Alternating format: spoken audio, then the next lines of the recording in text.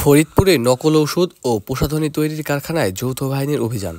ফরিদপুর শহরের পশ্চিম খাবাসপুর এলাকায় নকল ঔষধ প্রসাধনী সামগ্রী প্রক্রিয়াজাতকরণের একটি গোপন কারখানায় অভিযান চালিয়েছেন যৌথ বাহিনী। রোববার ৬ জুলাই বিকেলে শহরের একটি তিনতলা ভবনের দ্বিতীয় তলার পরিচালিত এক অভিযানে বিপুল পরিমাণ নকল পণ্য জব্দ করা হয়।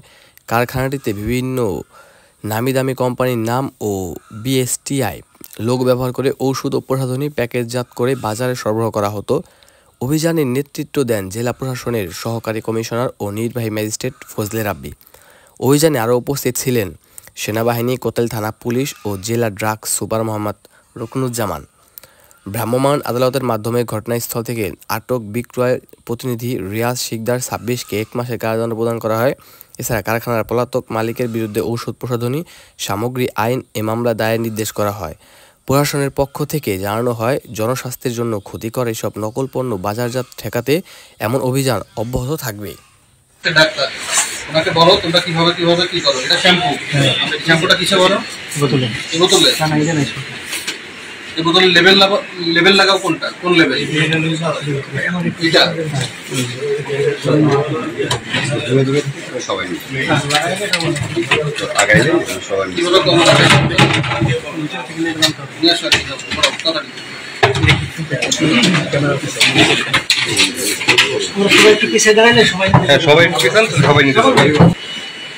সবগুলো কি শ্যাম্পুর ড্রাম? শ্যাম্পু আছে, লোশন আছে। লোশন কোনটা?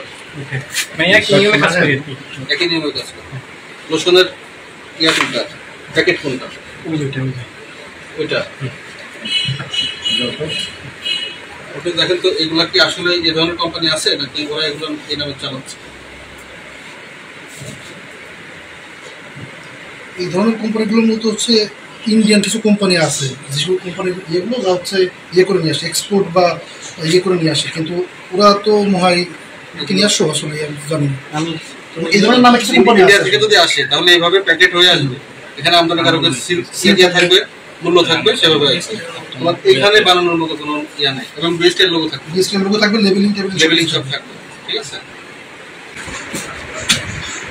এটা তো মানে কেউ যদি লাগায় উপকার হবে না, এক নম্বর উপকার হবে। তারপর যদি এদের উনি কোনো 1% থাকার কথা, এইভাবে তো ইয়ে করবে তো শুধু 1% মেনটেন করা সম্ভব হচ্ছে না। 1% মেনটেন না হয়ে গেলে আলটিমেটলি উপকার হবে না, ক্ষতি হওয়ার সম্ভাবনা বেশি।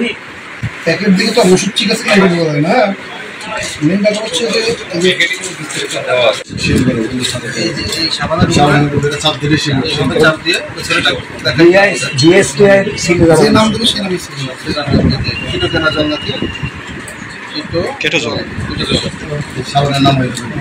তারপরে আপনার বিএসটিআই সিল আছে কিন্তু স্টিকার আছে। স্টিকার নিয়ে লোকে স্টিকারটা নিয়ে কোথায়?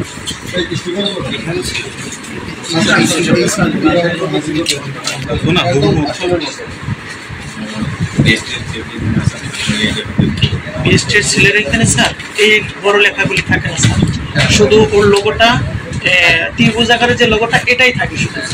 পাবলিক তো বুঝে না, এখানে মানে স্বাস্থ্যের জন্য কতটুকু? এখানে হচ্ছে প্রথম কথাই হচ্ছে উনি লাইসেন্স ব্যতীত, ওনার লাইসেন্স নেই, লাইসেন্স ব্যতীত বা লাইসেন্স আরোপের শর্ত বহির্ভূতভাবে ওষুধ উৎপাদন করছেন। তো এর মধ্যে হচ্ছে যেটা হচ্ছে যে উনি ওনার ওষুধ উৎপাদনের কোনো বৈধতা নেই। প্রথম কথা হচ্ছে ওনার ওষুধ উৎপাদনের কোনো বৈধতা নেই। তো সেই ক্ষেত্রে ওনাকে সর্বোচ্চ আইনের আওতায় আনার জন্য আমরা এই লাইসেন্স ব্যতীত বা লাইসেন্স আরোপের শর্ত বহির্ভূতভাবে ওষুধ প্রদানের এই ধারায় হচ্ছে আমরা বলছি যে জিনিসটা তৈরি করছেন এই জিনিসটা স্বাস্থ্যের জন্য কতটুকু ক্ষতিকর। এটা এখন তো টেস্ট করা ছাড়া এগুলো আসলে বলা যায় না। যে কোনো প্রোডাক্ট আপনি টেস্ট করা ছাড়া বলতে পারবেন না যে হচ্ছে এর ভিতরে কী কী ক্ষতিকর উপাদান রয়েছে। তো যেহেতু উনি লাইসেন্স নেন নাই, অবশ্যই ওনার কোনো অসৎ উদ্দেশ্যে উনি এই কাজগুলো করেছেন।